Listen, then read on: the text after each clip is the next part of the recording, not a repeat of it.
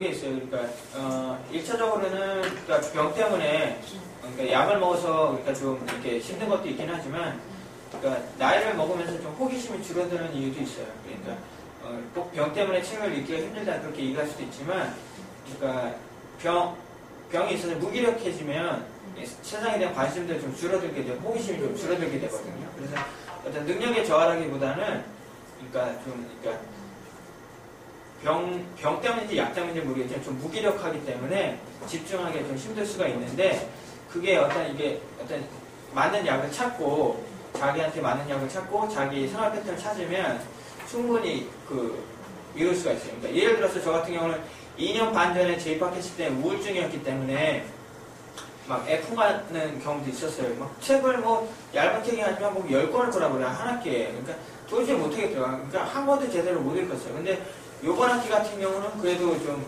상태가 나아졌기 때문에 그러니까 시험 때 벼락치기도 하고 막 이틀 사흘 밤새고 그래서 이제 시험 준비도 하고 그러거든요.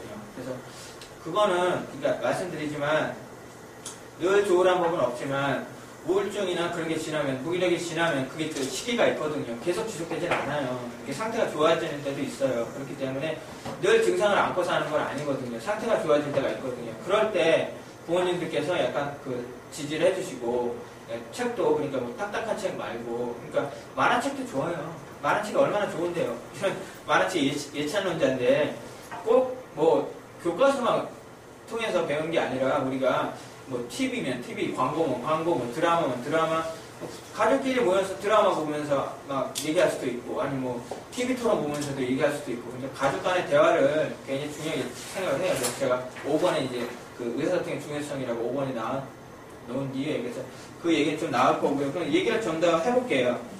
약물의 부작용은 이제 잠 얘기했고요. 이제 무기력한 거 얘기했고요. 그 다음에 세 번째가 뭐냐면 비만이에요. 살이 쪄요. 그러니까 옛날 구약하고 달라서 신약이 분자생물학의 발달로 굉장히 이제 호르몬 요법인데 근데 그런데도 불구하고 아직 뇌에 대해서 연구가 1%도 안 됐다고 들었거든요. 그렇기 때문에 신약이라고 해서 다 좋은 약이 아니에요.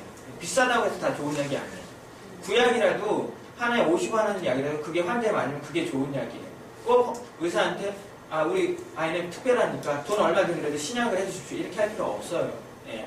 구약이라도 맞으면 되는 거예요. 아니 근데 그거를 의사 선생님이 마치지 우리가 구약이 좋은지 신약이 좋은지 약 이름도 모르는데요. 그렇죠. 그러니까 그런 약 같은 경우 이제 드러그 인포라는 게 있어요. 인터넷에 쳐보면요. 그래서 거기 사진이 좀 있거든요. 그런 것도 있고 아니면 의사 선생님한테 여쭤봐도 돼요. 솔직히 약에 대해서 잘 모르는데 이 약 이름이 뭐냐. 그러면 약 이름을 알아다가 이제 나중에 이제 인터넷 카페 같은 데 올려도 되고요. 아니면 의사 선생님한테 직접 물어봐도 돼요. 이 약의 영향이 부작용이. 의사 선생님이 쉽사리 약을 안 바꾸시던데. 약이라는 줄이시더라고요. 줄이시기는 그렇게 얇단 약으로 바꾸지. 그렇죠. 예. 그러니까 약이 웬만하게 맞으면 약을 안 바꾸는데, 그러니까 제가 아는 환우 형님 같은 경우는 거의 맞는 약이 없어가지고, 그러니까 막 약을 굉장히 강한 약을 먹었는데 아직까지 맞는 약을 못 찾는 경우도 있어요. 굉장히 불운한 형태인데 그런 경우가 있고요. 그 다음에 다른 또 부작용 말씀드리면 여자 같은 경우는 그러니까 생리불순이 생길 수가 있어요. 여자 같은 경우 약 때문에. 그 다음에 처녀인데도 젖에서 이제 유즙이 나오는 경우도 있고요. 그런 게 이제 부작용일 수가 있고요. 이제 남자 같은 경우는 또 자유행위가 안 되는 경우도 있어요. 발기가 안 되는 경우도 있어요. 약 때문에. 그래서 어떤 약을 먹다가 발기가 안 되다가 약을 바꿔서 발기가 된다 이런 얘기도 있거든요. 그래서 그런 부작용도 있고요. 그 다음에 제가 먹는 게 이제 크로자딜인데 그건 이제 침을 흘려요. 그러니까 자다 보면은 베개가 흥건해요. 침으로. 그래서 그런 것도 부작용일 수 있고요. 그 다음에 정자불안이라고 해가지고 가만히 앉아있지 못하는 경우도 있어요.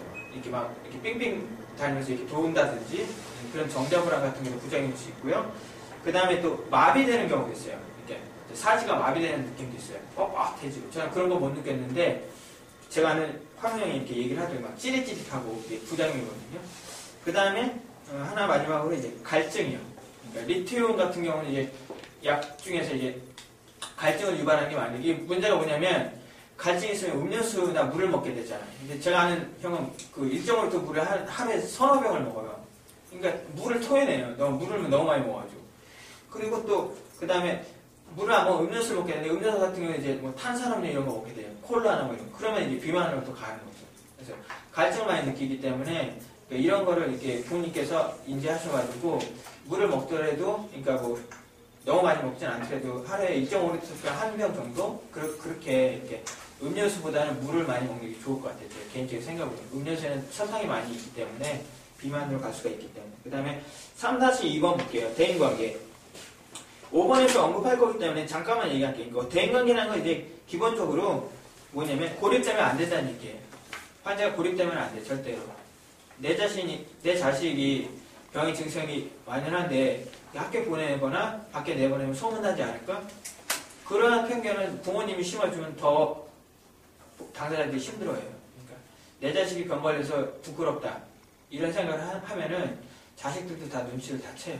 가족들이 나에 대해서 어떻게 생각을 하는지. 그러니까 가족들은 어찌됐든 환자한테 희망을 줘야 돼요. 환자를 믿어야 돼요. 지금까지 잘 해 오셨잖아요. 그런데 병에 걸렸다는 이유로 중대에 포기하시면 안 돼요. 그렇게 넘어가요. 군대 면제 3-3번 잠깐 볼게요.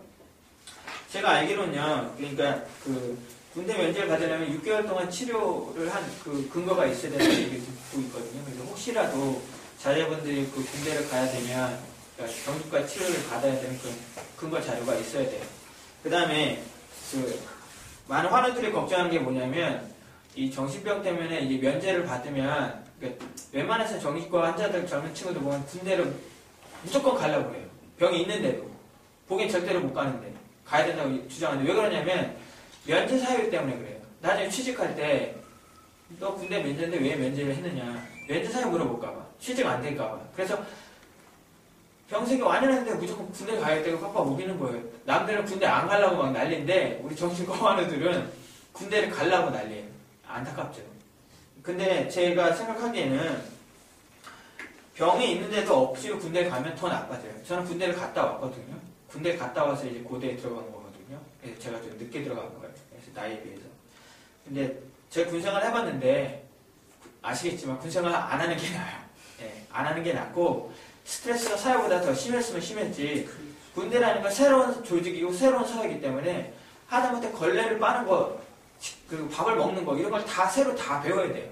얼마나 스트레스인지 그거는 상상이 안 되기 때문에 군대는 안 가면 좋고 만약에 좀 증상이 약간 좀 심하지 않으면 공익이라도 보내면 그 해결이 될 거예요.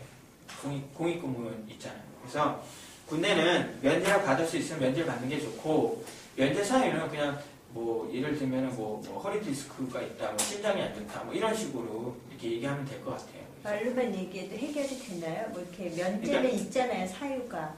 그러니까 그거를 쓸 때 그렇게 쓰라는 얘기죠. 예.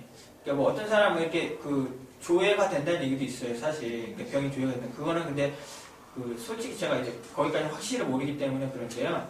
어쨌든 숨기고 그 이때 당사운동 커밍아웃 얘기하는 건 약간 배치될 수도 있지만 그러니까 만약에 직장을 얻는데 정신장애가 문제가 된다면 그냥 다른 증상으로 거짓말을 해도 무방할 것 같아요. 제 개인적인 경험으로.